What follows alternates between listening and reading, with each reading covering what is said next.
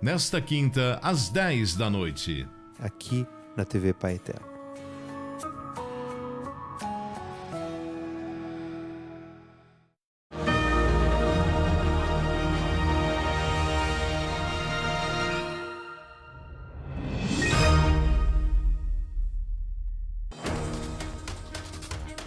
Boa noite, Brasil! Seja bem-vindo à TV Pai Eterno. Hoje é o primeiro dia do mês de junho e a gente começa agora o nosso Jornal Brasil Hoje.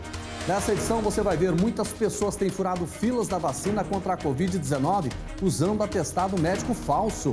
E mais, o Ministério da Educação marca data para as provas do Enem 2021. E ainda, os desdobramentos da CPI da Covid, que esta semana ouviu Nise Yamaguchi, que é a médica oncologista e imunologista, defensora do tratamento precoce. Vem comigo, todas essas informações a partir de agora no Jornal Brasil Hoje.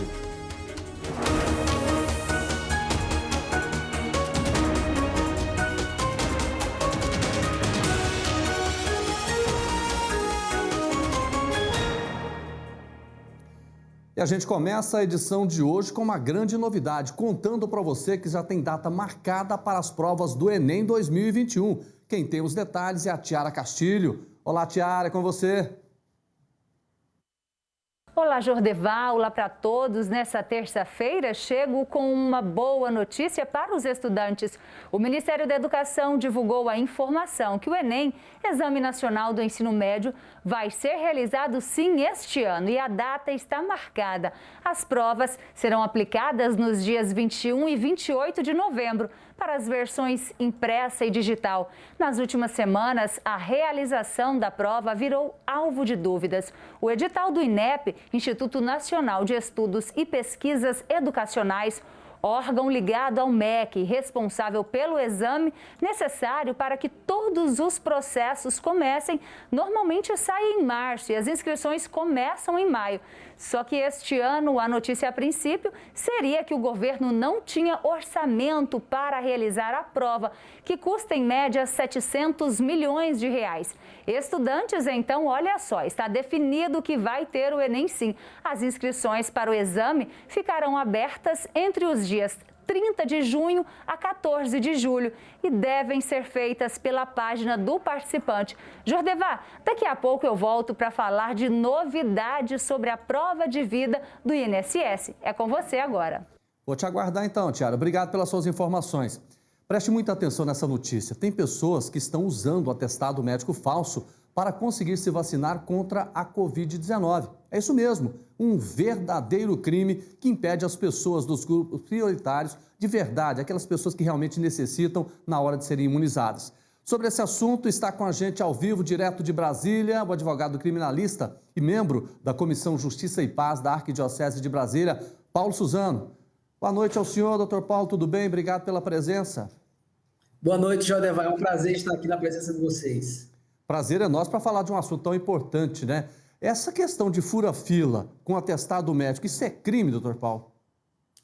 Veja bem, é como a gente fala, essa crise sanitária, ela é multifacetada. Ela está mexendo até com o direito penal.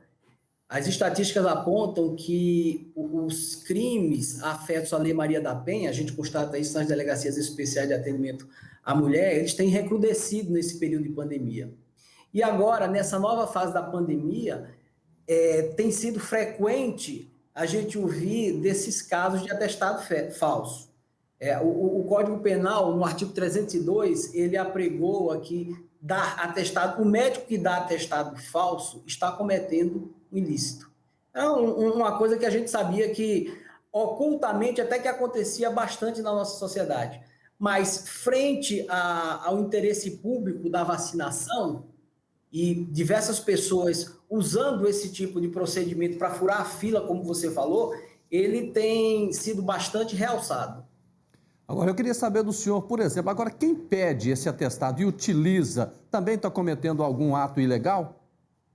A lei fala que esse crime do artigo 302, dar o elemento objetivo do tipo, isso é uma coisa chata lá do mundo jurídico, é dar. Ou seja, só produzir e não entregar na mão de ninguém, o crime ainda não teria sido cometido. A partir do momento em que ele é recebido por alguém, o médico comete aquele crime. Aquele crime é próprio, só médico pode cometer. Agora, a pessoa que recebe esse documento falseado para tirar proveito próprio, qualquer que seja, ele pode incorrer em outras condutas, dependendo do uso que ele faz desse atestado. Me vem à mente logo o crime de estelionato, do artigo 171, mas determinadas condutas, até associadas a outras pessoas, pode caracterizar delitos mais graves até. Agora, doutor, quem é que pode agir no sentido de coibir isso aí? O Conselho Regional de Medicina, seria isso ou não? A gente sabe que os Conselhos Regionais de Medicina, eles têm sido bastante efetivos, não é só agora durante a pandemia, mas ao longo de minha carreira de advogado, eu tenho ouvido falar de muitos médicos, de muitos profissionais que respondem no âmbito administrativo, no âmbito ético-profissional, acerca do cometimento desse tipo de crime. Pois é, eu estou conversando com um advogado especialista nesse assunto, mas eu quero chamar a sua atenção, que está acompanhando o Jornal Brasil hoje. A partir do momento que você vai e pega esse atestado falso, dizendo que você tem uma doença, você vai furar a fila. Você vai passar na frente de uma pessoa que realmente tem um problema sério de saúde e que pode até morrer, pode perder a vida por conta dessa vacina. Isso é muito importante a gente dizer para as pessoas também, para que elas tenham consciência, né, doutor? Assim, é o tipo de conduta que ela visa a transgredir até a fé pública. Existe uma normatização na área sanitária que está propiciando a determinados grupos de pessoas serem imunizados primeiramente que outros. A pessoa querer passar além dessa normatização feita pelo Estado, quando se trata de saúde pública, é uma conduta que ela pode ser alçada a delitos bem mais graves. Quem insta um profissional da saúde a fornecer, a dar um atestado médico, ela pode estar sendo incorrido até em crimes mais graves, quiçá. Tá certo. Doutor Paulo Suzano, muito obrigado ao senhor. Tenha uma boa noite pela participação aqui no Jornal Brasil hoje da TV Paeterno. Obrigado. Um prazer. Boa noite. Bom, e uma sugestão, gente, é que o Conselho Regional de Medicina pudesse fazer também uma investigação, até mesmo por amostragem, pegar alguns desses atestados e fazer realmente esse exame para saber exatamente se essa pessoa que utilizou o atestado médico tem essa doença ou não.